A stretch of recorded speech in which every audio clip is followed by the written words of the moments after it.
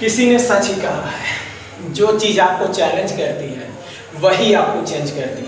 तो कैसे हैं आप लोग? आई होप आप सब अच्छे होंगे और मैं आकाश आप सभी का स्वागत करता हूं आपके अपने YouTube channel AKS star classes में। तो बच्चों, आज हम इस क्लास में क्या पढ़ने वाले हैं आप लोग थंबनेल में देख ही चुके हैं। आइए इसकी शुरुआत करते हैं हम लोग, क्योंकि यह टॉपिक आपका मोस्ट इंपॉर्टेंट टॉपिक है आपके एग्जाम ऑफ व्यू से। अगर आपको 4 नंबर पक्के करने हैं तो पूरा कॉन्सेप्ट आप कंप्लीट रूप से दिखिएगा, एक एक कॉन्सेप्ट को बहुत बारीकी से समझिएगा। बच्चों, आज का कॉन्सेप्ट हमारा क्या है? किरचॉफ का नियम, यानी किरचॉफ्स लॉ। बच्चों बहुत ध्यान से समझेंगे, इस नियम को किस किस नाम से जाना जाता है।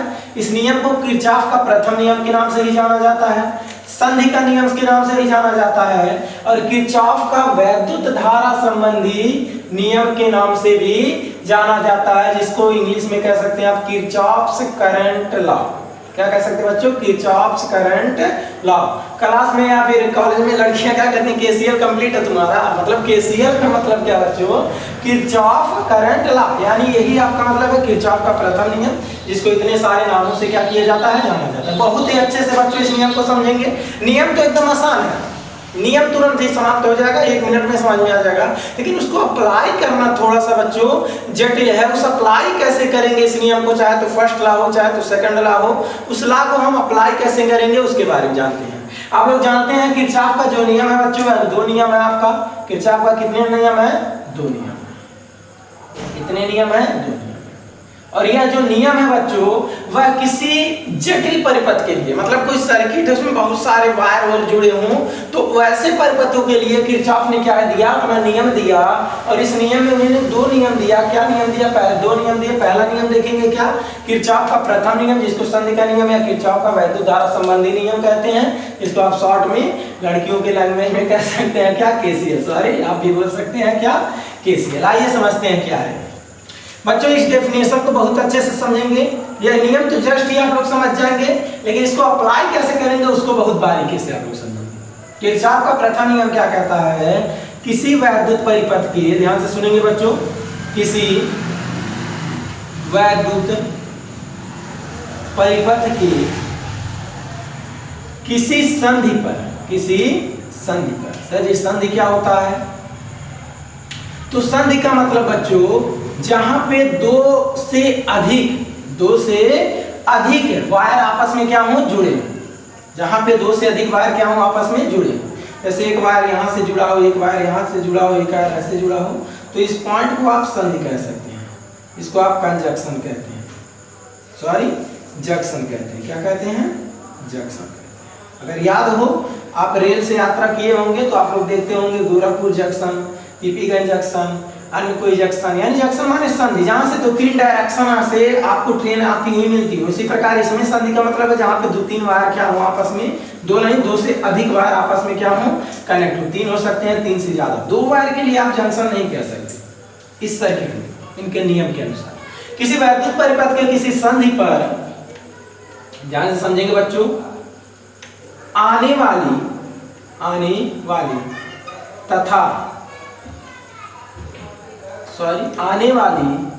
समस्त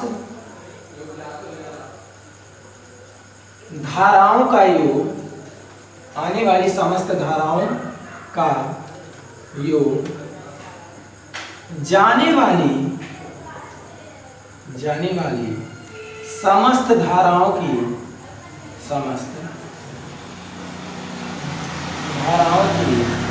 योग के बराबर होता है। योग के बराबर। ध्यान से समझेंगे बच्चों, यह नियम क्या है? नियम तो आप तुरंत नहीं समझ जाएंगे, इसको अप्लाई कैसे करेंगे इस पॉइंट को हम लोग सीखेंगे। कह रहा क्या? किसी वैद्युत परिपथ के किसी संधि पर, किसी वैद्युत परिपथ के किसी संधि पर, संधि का अर्थ आप लोग समझ ही चुके होंगे क्या? जहां पे 2 से अधिक वायर एक दूसरे से क्या हो बच्चों? कनेक्ट हो। क्या कह रहा है? किसी वैद्युत परिपथ के किसी संधि पर आने वाली समस्त धाराओं का योग जाने वाली समस्त धाराओं के योग के क्या होता है? बराबर होता है। क्लियर है बच्चों? मतलब क्या? मतलब यही बच्चों, अगर हम यहाँ पे एक संधि का निर्माण करें, यानी यहाँ से एक करंट आए I1 और यहाँ से एक करंट आए I2 और यहाँ से जाने वाला करंट हो I, यहाँ से जाने वाला करंट क्या हो? I।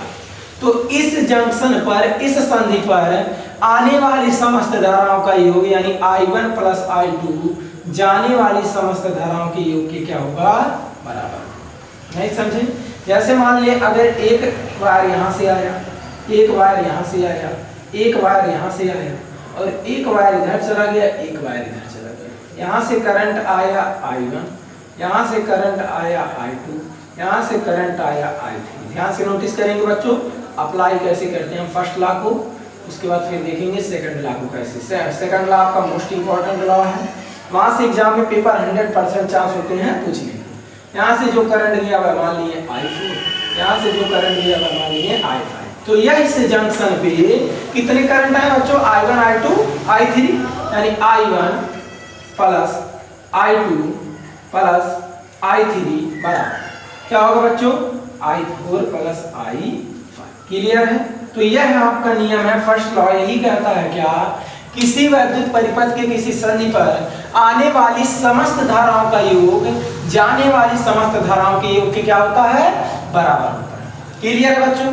अब कुछ बच्चे कहेंगे सर जी हमने तो यह पढ़ा ही नहीं, यह नियम हमने तो पढ़ा नहीं, हमने कुछ और पढ़ा है। तो आप क्या पढ़े उस पे भी हम चर्चा कर रहे हैं। ये भी आपका 100% फर्स्ट लॉ क्लियर है, ये भी आपका फर्स्ट लॉ ही है। इसी को आप किस तरह से और कह सकते हैं, उस पॉइंट को भी हम लोग क्या करते हैं, समझते हैं। नोटिस करेंगे बच्चों, इसी नियम को आप लोग किस तरह से और पढ़े होंगे, बहुत ध्यान से समझेंगे बच्चों। यानी किरचॉफ का फर्स्ट लॉ आप पढ़े होंगे क्या, किसी वैद्युत परिपथ के, ध्यान से समझेंगे बच्चों, किसी वैद्युत परिपथ के किसी संधि पर, ध्यान देंगे बच्चों, किसी वैद्युत परिपथ के किसी संधि पर आने वाली तथा जाने वाली समस्त धाराओं का, नोटिस करेंगे बच्चों, समस्त धाराओं का बीजगणितीय योग, गणितीय योग शून्य होता है। तो कुछ बच्चे कहेंगे सर जी हाँ हमने यह नियम पढ़ा है, शून्य होता है। तो यह नियम क्या है बच्चों, इस पॉइंट को भी हम चर्चा कर रहे हैं। यानी फर्स्ट लॉ यही नियम, यही भी है, सेम वही पॉइंट है। इसको थोड़ा सा कैसे बताया गया, ध्यान से नोटिस करेंगे। कह रहा था किसी वैद्युत परिपथ के किसी संधि पर आने वाली तथा जाने वाली समस्त धाराओं का बीजगणितीय योग, नोटिस करेंगे बच्चों कैसा योग, बीजगणितीय योग क्या होता है, शून्य होता है। इसका मतलब आप साइन को थोड़ा ध्यान देंगे, चिन्ह को ध्यान देंगे। कैसे? जैसे सर इसी पॉइंट को हम चर्चा करें तो इस पॉइंट पे आने वाली धाराएं क्या है, I1 और I2। तो अगर आने वाली धाराओं को आप पॉजिटिव ले रहे हैं, क्या ले रहे हैं, पॉजिटिव ले रहे हैं, यानी I1 प्लस क्या I2, तो आप जाने वाली धारा को निगेटिव लेंगे, क्या लेंगे, निगेटिव। नोटिस किए, इस पॉइंट को समझें। तो ध्यान से देखो I1 I2 ये धारा तो आ गया, मतलब यह दोनों इसके बराबर है, यानी पूरा कैंसिल होकर कितना हो जाएगा, 0 हो जाएगा। मतलब क्या, इस पॉइंट को समझिए। मतलब अगर इसी वैल्यू को या पॉइंट नहीं समझे तो एक एग्जांपल और लेते हैं। मान लीजिए इस पे हमने करंट दिया यहाँ पे 2 एम्पीयर, ध्यान देंगे थोड़ा सा। यहाँ पे हमने करंट दिया 5 एम्पीयर और यहाँ से करंट गया टोटल कितना एम्पीयर, 7 एम्पीयर है, सबको पता है। 2 एम्पीयर 5 एम्पीयर कितना गया, 7 एम्पीयर। तो यह नियम क्या कहता है, बीजगणितीय योग मतलब आने वाले इस पॉइंट पे, इस संधि पे आने वाले नंबर्स को आप प्लस लीजिए, जाने वाले को माइनस लीजिए, या फिर जाने वाले को प्लस लीजिए, आने वाले को क्या लीजिए, माइनस, क्योंकि कैसा योग कहा है, बीजगणितीय योग। यानी चिन्ह को बहुत ध्यान दिया। तो इस कंडीशन में अगर आने वालों को आप प्लस ले रहे हैं, यानी 2 प्लस और प्लस 5, तो जाने वाले को क्या लीजिए, माइनस, यानी 7 माइनस 7 ये भी कितना हो जाएगा, 0। तो इसका मतलब सर जी आप लोग यही पढ़े होंगे, सिग्मा I बराबर 0। कहेंगे हाँ सर जी यही तो पढ़े हैं। तो इसका मतलब यही है बच्चों, मतलब आप चाहे तो यह नियम याद रखें, चाहे तो यह नियम याद रखें, दोनों आपका 100% नियम है। बस यह नियम किसके बेस पर दिया गया है, किसके आधार पे दिया गया है, तो इस पॉइंट को समझेंगे बच्चों। यह नियम दिया गया है आपका आवेश संरक्षण के सिद्धांत पर। आवेश संरक्षण, नोट में लिखेंगे कि सिद्धांत पर, मतलब किरचॉफ फर्स्ट लॉ जिसको आप केसीएल कह रहे हैं, यह किसके संरक्षण पर आधारित है बच्चों, तो यह आपका आवेश संरक्षण पर आधारित है। मतलब सर, मतलब यही आवेश संरक्षण क्या कहता है, charge can not be destroyed और क्या, उसको ना ही तो नष्ट किया जा सकता है और ना ही तो उत्पन्न किया जा सकता है। यानी आवेश को ना ही तो आप उत्पन्न कर सकते हैं ना ही तो नष्ट कर सकते हैं। तो यह करंट चार्ज के रूप में तो फ्लो हो रहा है, जितना आया उतना गया, जितना आया उतना गया। तो इस पॉइंट को याद रखेंगे, मोस्ट इंपॉर्टेंट पॉइंट है बच्चों। अब क्योंकि बहुविकल्पी में या लघुत्तरी में कई बार पूछा गया है, किरचॉफ का प्रथम नियम किस सिद्धांत पर आधारित है, तो किरचॉफ का प्रथम नियम आवेश संरक्षण के सिद्धांत पर आधारित है। सेकंड लिया जो है, सेकंड लॉ जो है एनर्जी पे बेस है, एनर्जी कंजर्वेशन पे, तो उसका चर्चा भी करेंगे। लेकिन फर्स्ट लॉ जो है बच्चों, किरचॉफ का प्रथम नियम, तो यह किस पे आधारित है, आवेश संरक्षण के सिद्धांत पर आधारित है। दोनों नियम समझ में आए, क्लियर है एकदम। चाहे तो आप इसको याद रखें तो भी 100% सही है, चाहे तो आप इसको याद रखें तो भी 100% सही है।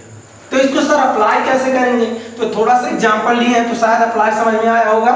थोड़ा सा और एग्जांपल्स लेते हैं ताकि यह लॉ आपका 100% क्लियर हो, फिर हम पहुंचे क्या सेकंड लॉ पे। कुछ और एग्जांपल लेते हैं, मिटाएं इसको, नहीं अगर लिखे नहीं याद है तो लिख लेंगे, याद कर लेंगे अच्छे से बच्चों, क्योंकि आपका यह कॉन्सेप्ट पेपर में 100% चांस होता है पूछने का।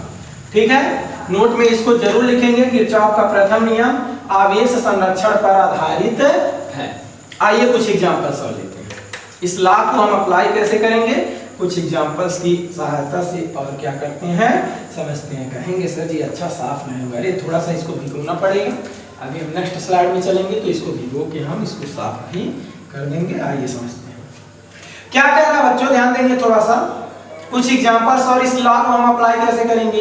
हम जैसे कह दें, नोटिस करेंगे बच्चों, इस तरह के प्रश्न आपके पेपर में पूछे भी गए हैं, इस तरह से ध्यान से समझिए। इस संधि पे एक करंट यहां से आया, एक करंट यहां से आया।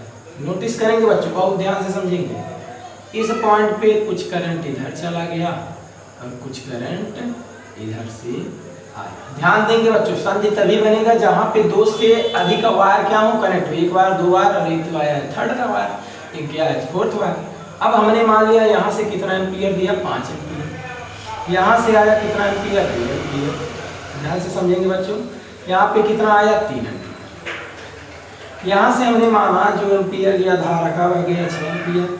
यहाँ से कितना गया, 2 एम्पीयर। और इधर जो धारा आया वह मान ले रहे हैं कितना आया, हमको पता नहीं, चलो इस पर अभी चर्चा करेंगे। मान लिए इस पॉइंट पे आने वाला जो धारा था इसको बहुत ज्यादा बढ़ा दिया गया, समझेंगे।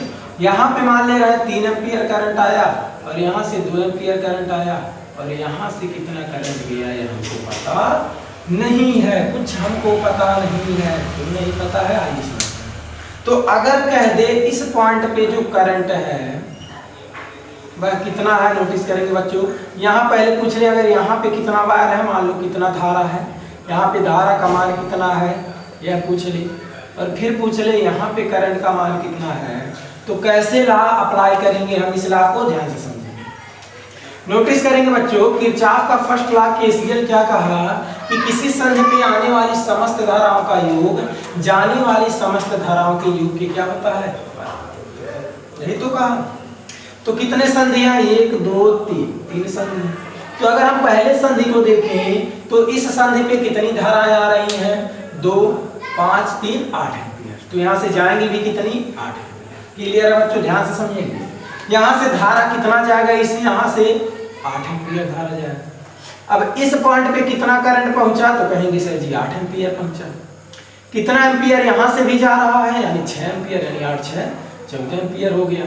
और यहाँ बाहर कितना निकल रहा है, 2 एम्पीयर, यानी 2 एम्पीयर घटा देंगे तो 14 में से 2 गया, कितना बचा बच्चों, 12 एम्पीयर। यानी यहाँ जो करंट पहुंचा है, अब यहाँ से देखिए 8 एम्पीयर यहाँ से आया, 6 एम्पीयर यहाँ 14 और 2 एम्पीयर उधर निकल गया, तो इधर कितना जाएगा, 12 एम्पीयर। तो 12 एम्पीयर करंट यहाँ पर जो है फ्लो हो रहा है इस वायर में, और इस संधि पे भी कितना एम्पीयर पहुंचा, उधर से 12 एम्पीयर। अब यहाँ 3 एम्पीयर यहाँ से भी गया, तो 12 + 3 एम्पीयर, और यहाँ से 2 एम्पीयर निकल गया, 2 एम्पीयर घटा दें तो 12 3 15 2 गया, कितना बचा बच्चों, 13 एम्पीयर। मतलब यहाँ अब कितना एम्पीयर करंट फ्लो होगा, तो यहाँ फ्लो होगा आपका 13 एम्पियर और यहाँ कितना करंट था, तो यहाँ आपका करंट था कितना 12।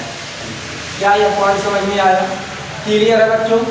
बहुत ध्यान से समझ लेंगे क्योंकि यह कॉन्सेप्ट आपका फर्स्ट लॉ किस तरह से परिपथ में अप्लाई करें। देखो परिपथ बहुत जटिल है, तो हमने फर्स्ट लॉ की सहायता से एक एक जंक्शन पे चर्चा कर लिया, तो हमें पता चल गया यहाँ कितना करंट आया 12 एम्पियर, यहाँ कितना करंट जा रहा है 13 एम्पियर। क्लियर है?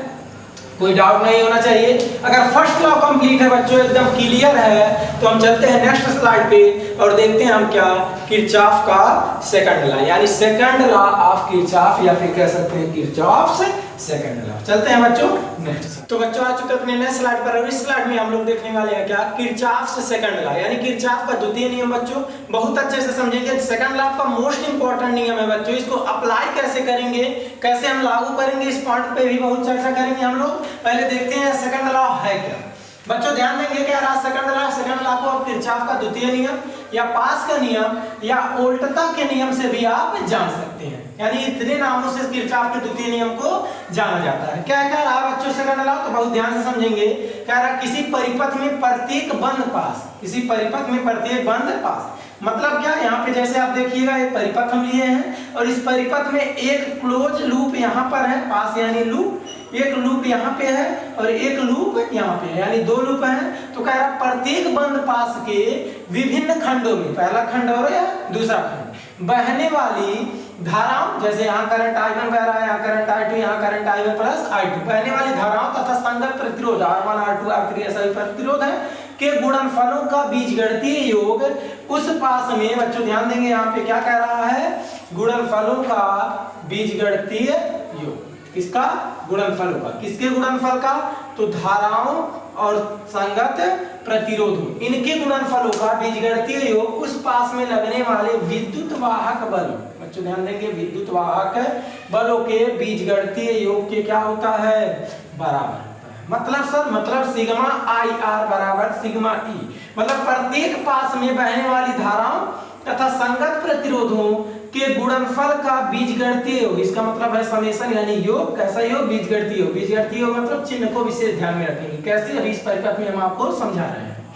IR का गुणनफल का बीजगणितीय योग, उसमें लगे विद्युत वाहक बल यानी इलेक्ट्रोमोटिव फोर्स, जैसे पहला सेल है इसके विद्युत वाहक बल E1, इसका विद्युत वाहक बल E2, इनके बीजगणितीय योग के क्या होगा, बराबर। दोनों जगह बीजगणितीय योग कहा है, यानी धारा और प्रतिरोध के गुणनफल में भी हम चिन्ह को देखेंगे और विद्युत सेल के विद्युत वाहक बल के भी हम बल के लिए भी चिन्ह को देखेंगे। कैसे चिन्ह को देखेंगे बच्चों, तो यहाँ हम नोट्स के कुछ पॉइंट लिखे हैं, बहुत ध्यान से समझेंगे इस नोट पॉइंट को, फिर इस लॉ को हम कैसे अप्लाई करेंगे क्लोज लूप के लिए उसको समझेंगे। बच्चों पहले ये बात जान लीजिए, किरचॉफ का जो सेकंड लॉ है ऊर्जा संरक्षण पर आधारित है, क्योंकि फर्स्ट लॉ किस पे आधारित था, आवेश संरक्षण पर, और सेकंड लॉ किस पे आधारित है, ऊर्जा संरक्षण पर। अब यहाँ पे बीजगणितीय योग यानी चिन्ह को कैसे हम समझेंगे, इस पॉइंट को हम आपको समझाने की पूरी कोशिश किए हैं, ध्यान से समझेंगे। कह रहा धारा की दिशा में चलने पर, अगर हम मान लीजिए इस लूप में धारा की दिशा में चलेंगे, कैसे सर जी, जैसे मान लीजिए हम ऐसे चलना प्रारंभ किए, तो ऐसे चलेंगे और ऐसे घूमकर आ जाएंगे। तो धारा की दिशा में जब हम चलेंगे, जैसे जब हम इस तरह से चलेंगे, नोटिस करेंगे बच्चों, इस तरह से हम जब चलना प्रारंभ करेंगे इस डायरेक्शन में, तो धारा भी इसी डायरेक्शन में आ रहा है। तो I व R का गुणनफल, यानी ऐसे जब हम चलेंगे, ध्यान से समझेंगे, हम आपको समझाने का पूरा प्रयत्न करेंगे। अगर हम कहें पहले पास के लिए, किसके लिए बच्चों, पहले पास के, यानी जो पहला पास है हमारा यह, अगर हम इसमें कहें धारा की दिशा में चलने पर I व R का गुणनफल क्या होता है, धनात्मक होता है। जब हम इस तरह से आप ऐसे चल सकते हैं, जो मन करे यही सुटेबल है, पहले आप धारा की दिशा में ही चलने का प्रयत्न करेंगे। इस तरह से जब हम चलें तो देखिए, जब इधर से ऐसे हम आ रहे हैं तो धारा भी इधर आ रही है, तो इस कंडीशन में I व R का गुणनफल क्या होगा, धनात्मक, यानी I1 और R1 का गुणनफल क्या होगा, पॉजिटिव होगा। क्लियर है? अब जब ऐसे घूमते टहलते इधर आए और जब इधर हम आने लगे, तो हम देखें जब हम इधर जा रहे हैं तो धारा तो इधर जा रहा है। नोटिस करेंगे बच्चों, बहुत ध्यान से समझेंगे इस पॉइंट्स को। जब ऐसे आएंगे यहाँ पे पहुंचे, तो अभी एक बात और ध्यान देंगे थोड़ा सा, I1 R1 क्या हुआ, पॉजिटिव, फिर कुछ दूर आए ऐसे चले तो I1 इधर आ रहा था, यही है I1, देख सकते हैं। तो I1 R1 क्या हो गया, पॉजिटिव, इनका गुणनफल, क्योंकि क्या कहा, धारा की दिशा में चलने पर I व R क्या का गुणनफल क्या होगा, धनात्मक। लेकिन जब यहाँ वापस आए, मतलब बच्चों जब इस डायरेक्शन में आए तो देखिए हम इधर जा रहे हैं, धारा इधर जा रही है, हम इधर जा रहे हैं, धारा इधर जा रही है। तो इस कंडीशन में क्या होगा, विपरीत चलने पर क्या होता है, ऋणात्मक। यानी धारा की जब विपरीत दिशा में हम जाएंगे तो I व R का गुणनफल क्या होगा, ऋणात्मक। मतलब जब हम इधर जा रहे हैं तो धारा देखिए इधर आ रहा है, इधर जा रहा है धारा इधर, तो इनके संगत I2, यही तो I2 है, I2 और संगत प्रतिरोध का गुणनफल क्या होगा, ऋणात्मक। यानी यहाँ पे I2, ध्यान देंगे बच्चों, यहाँ पे I2 और R2 का गुणनफल क्या होगा, ऋणात्मक। क्लियर है। अब बात आता है सर जी, इस यहाँ पे कह रहा है विद्युत वाहक बलों का बीजगणितीय योग, यानी E1 E2 को कैसे समझेंगे, तो बैटरी के ऋण सिरे से धन सिरे की ओर जाने पर, बैटरी के ऋण सिरे से कहाँ जाने पर बच्चों, धन सिरे की ओर जाने पर विद्युत वाहक बल हम क्या लेते हैं, धनात्मक। यानी अगर हम ऋण सिरे से धन सिरे की ओर, जैसे ऋण सिरा और यह धन सिरा, जब इधर से चलेंगे बच्चों, इधर से तो ऐसे ही तो जाएंगे, तो छोटे वाले को ऋण सिरा कहते हैं, बड़े वाले को धन सिरा। तो जब इधर से इधर आएंगे तो ऋण सिरे से कहां जा रहे हैं, धन सिरे की ओर। तो इस कंडीशन में E1 तो हमारा प्लस होगा, लेकिन जब यहाँ आएंगे बच्चों तो ऐसे ही तो जाएंगे, ऐसे ही तो जाएंगे। जब ऐसे जाएंगे तो प्लस से कहां जा रहे हैं, माइनस की ओर।